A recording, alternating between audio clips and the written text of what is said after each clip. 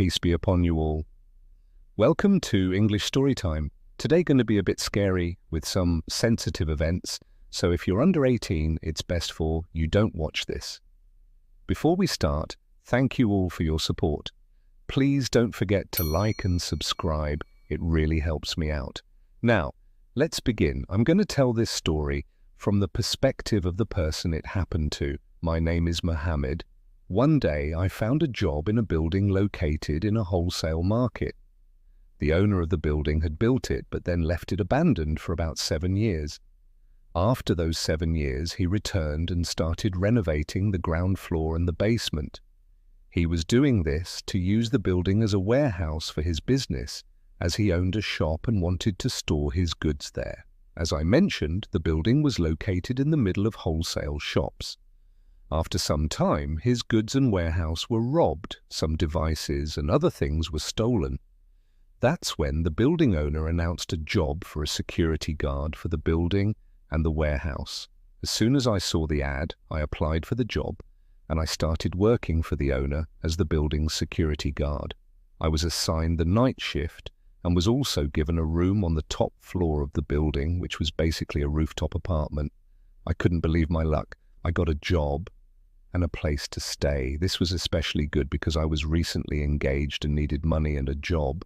I started my shift, and as I mentioned, my room was on the top floor. When my shift started at night, I would go down to the warehouse, finish my shift, then head back up to my room to sleep. Around noon or in the afternoon, I would go out to run errands and then come back to complete my duties. Everything was going fine until one evening, after playing soccer with my friends, I returned to the rooftop just before sunset and saw a large cat in front of my room's door. The cat was staring at me with an unusual look on its face, while also looking towards the water tank. I was scared because the cat's size and its gaze were unnerving.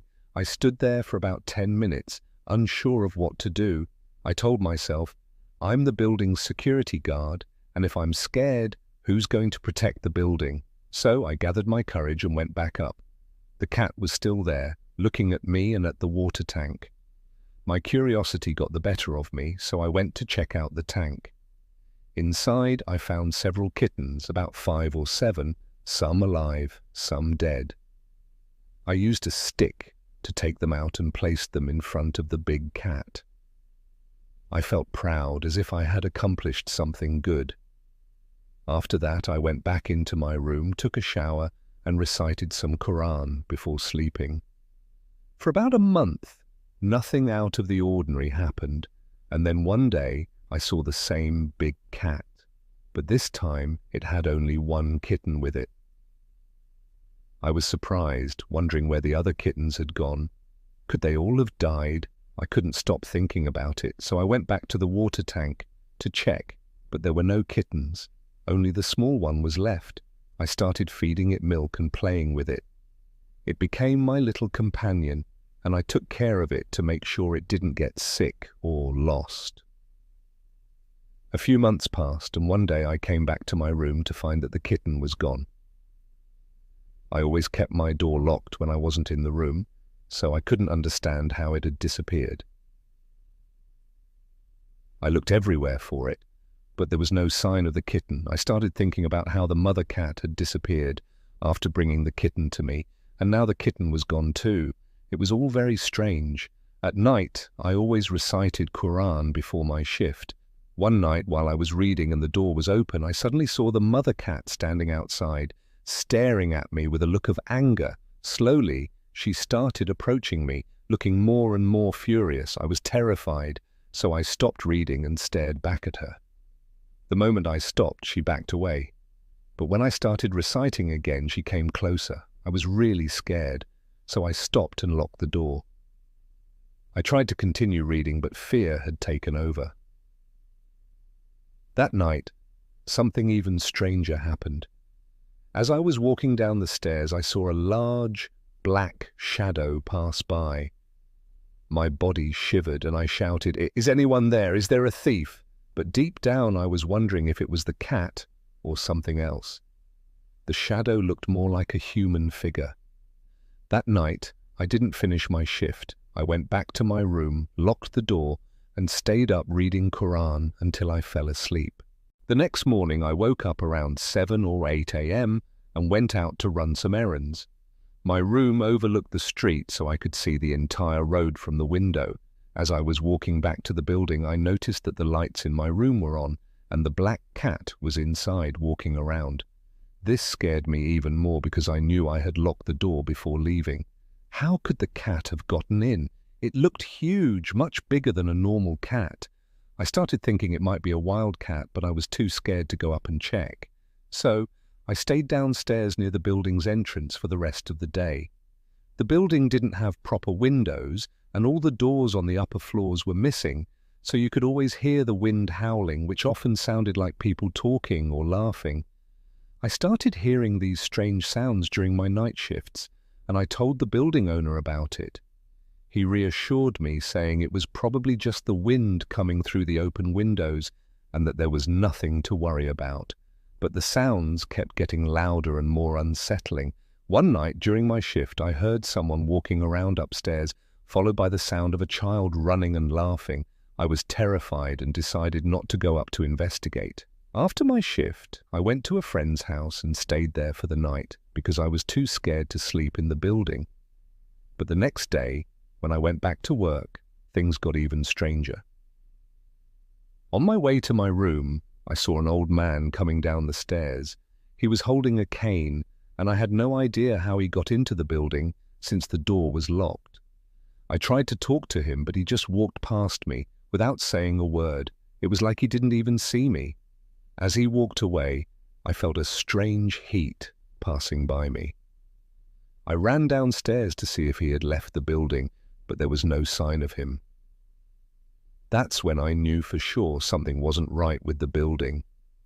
I called a friend and told him everything, but he tried to reassure me, saying I was probably just tired and imagining things. Still, I couldn't shake the feeling that the building was haunted. Strange things kept happening, like the black cat appearing in my room even though I had locked the door, and weird noises during my shifts.